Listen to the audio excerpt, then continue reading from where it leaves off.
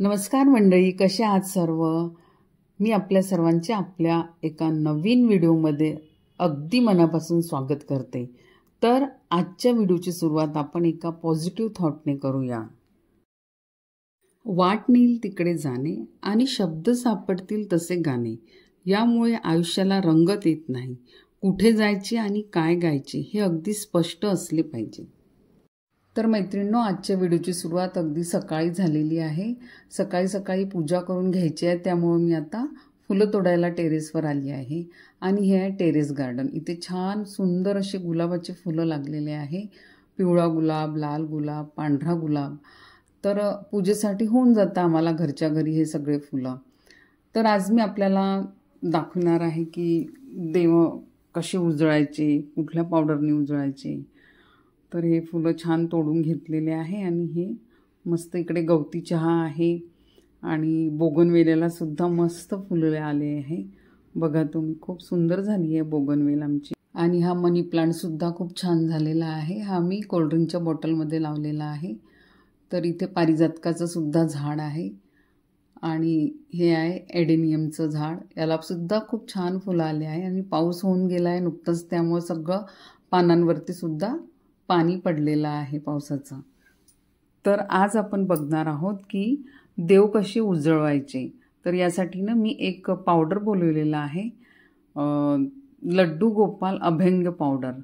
तर ह्या पावडरनी खूप सुंदर असे देव उजळून निघतात, अगदी चकाचक होतात आणि जे काही डाग लागले असेल प्लेटला वगैरे ते सुद्धा निघून जातात। तर हे मी ॲमेझॉनवरून बोलवलेलं आहे। तुम्हाला लिंक पाहिजे असेल तर मी डिस्क्रिप्शन बॉक्समध्ये लिंक देईल। आणि देव उजळवताना तुम्ही पितांबरी कधीही वापरू नका। आपण स्वतः आंघोळ करतो तेव्हा आपण का विम साबणाने आंघोळ करतो का? नाही ना।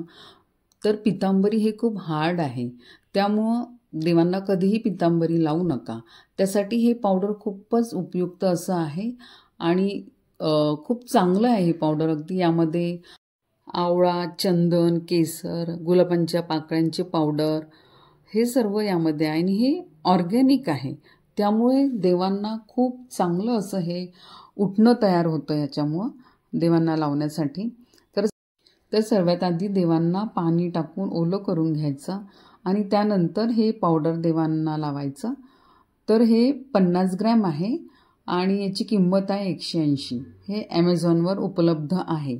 मी डिस्क्रिप्शन बॉक्समध्ये याची लिंक देऊन देईल, तुम्ही अवश्य घेऊ शकता। तर असं हाताने छान चोळून घ्यायचं, देवांना लावून घ्यायचं ते सगळं पावडर उठून लावल्यासारखं। त्यानंतर देव पाण्याने स्वच्छ करून घ्यायचे। देव स्वच्छ करताना तुम्ही पाणी नेहमी पिण्याचेच पाणी वापरा, बोरिंगचे पाणी वापरू नका, कारण बोरिंगच्या पाण्यामध्ये जास्ती क्षार असतात, त्यामुळे देव लवकर काळे पडतात। मी यामध्ये विम टाकलेला आहे, तुम्ही हँडवॉशसुद्धा टाकू शकता। मी तुम्हाला मघा सांगितलं की पितांबरी लावू नका। पितांबरीमध्ये काय होतं की ॲसिड असतं, त्यामुळे ते मूर्तीला लावल्याने त्यावर रासायनिक प्रक्रिया सुरू होते मूर्तीवरती आणि त्यामुळे मूर्ती झिजू शकते। तर हे पावडर खूप सेफ आहे। तर तुम्ही बघू शकता, तुम्हाला दिसत असेल की देव किती छान असे उजळले आहे। मूर्ती बघा किती छान उजळलेल्या आहेत। तर अशा पद्धतीने मी सर्व देवांची मूर्ती स्वच्छ करून घेतलेल्या आहे।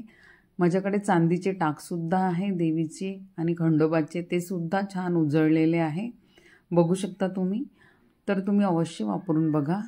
ही प्लेटसुद्धा खूप छान झालेली आहे। देवांना आंघोळ झाली की स्वच्छ कापडाने पुसून घ्या। पुसल्यानंतर काय होते, लगेच पुसलं तर त्यावरती डाग नाही येणार, म्हणजे देव काळवंडणार नाही।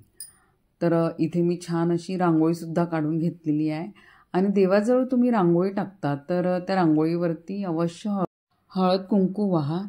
तर कधी पण अशी पांढरी रांगोळी ठेवायची नसते, दारातही आणि देवाजवळसुद्धा। तर मी रोज अशी रांगोळी काढून घेते। तर मग मैत्रिणींनो, ही आजची माहिती आपल्याला कशी वाटली मला नक्की कळवा आणि व्हिडिओ आवडला असल्यास एक लाईक अवश्य करा आणि चॅनलला सबस्क्राईब करायला विसरू नका। परत अशाच छानशा व्हिडिओसोबत परत भेटूया आपण। Till then bye bye, take care and stay healthy.